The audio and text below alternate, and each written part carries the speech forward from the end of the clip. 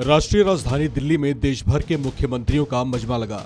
मौका था नीति आयोग की 7वीं गवर्निंग काउंसिल की बैठक का, जिसकी अध्यक्षता प्रधानमंत्री मोदी ने की। इस दौरान मुख्यमंत्रियों ने अपने अपने राज्यों की समस्याएं रखीं तो कुछ खास सुझाव भी दिए।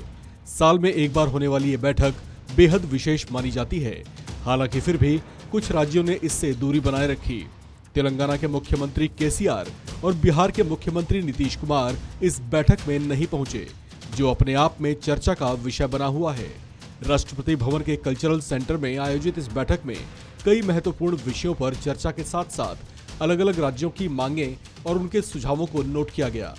इस कड़ी में छत्तीसगढ़ के मुख्यमंत्री भूपेश बघेल ने इन दिनों कुछ सबसे चर्चित विषयों में से एक कोयले समेत अन्य खनिजों का मुद्दा उठाया। उन्होंने कोयले और मुख्य खनिजों पर लगने वाली रॉयल्टी दर में संशोधन की मांग की। साथ ही उन्होंने जीएसटी के मुआवजे का भी मुद्दा उठाया। बघेल ने कहा कि जून 2022 के बाद भी अगले 5 सालों तक जीएसटी मुआवजा अनुदान जारी रखा जाना चाहिए। बघेल ने बैठक के दौरान इस बात को लेकर चिंता जाहिर की कि जीएसटी की कर प्रणाली की वजह से प्रदेशों के रेवेन्यू को नुकसान झेलना पड़ रहा है। इतना ही नहीं, इस दौरान उन्होंने नक्सल विरोधी अभियानों के लिए तैनात केंद्रीय बलों पर आने वाले 12,000 करोड़ के खर्चे की प्रतिपूर्ति की बात भी रखी। ओडिशा के मुख्यमंत्री नवीन पटनायक ने गवर्निंग काउंसिल की बैठक के दौरान केंद्र से ओडिशा को एक विशेष फोकस राज्य बनाने और आपदा प्रूफिंग के लिए धन आवंटित करने की भी मांग की। उन्होंने कहा कि ओडिशा और उसके लोगों को प्रकृति की अनिश्चितताओं से बचाने के लिए आपदा प्रतिरोधी बुनियादी ढांचे का होना जरूरी है।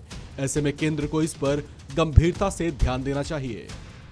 पंजाब के मुख्यमंत्री भगवंत मान ने कहा कि ये बड़े दुर्भाग्य की बात है कि पिछले 3 साल से नीति आयोग की बैठक में पंजाब से कोई नहीं पहुंचा।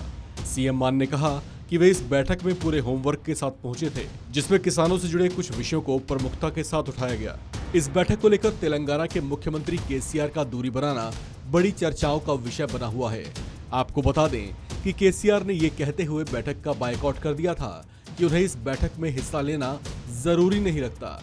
उन्होंने केंद्र पर राज्यों के साथ भेदभाव का भी आरोप लगाया था। इस पत्र में केसीआर ने लिखा था, हमारे देश के समान विकास को सुनिश्चित करने के लिए और राज्यों को केंद्र के साथ एक मंच पर लाने के लिए नीति आयोग शुरू किया गया था। नीति आयोग की पहल के पीछे एक और मुख्य उद्देश्य ये था कि मजबूत राज्य ही मजबूत देश बना सकते हैं।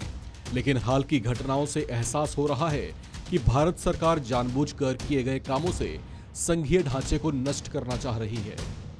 नीति आयोग की बैठक में बिहार के मुख्यमंत्री नीतीश कुमार भी शामिल नहीं हुए।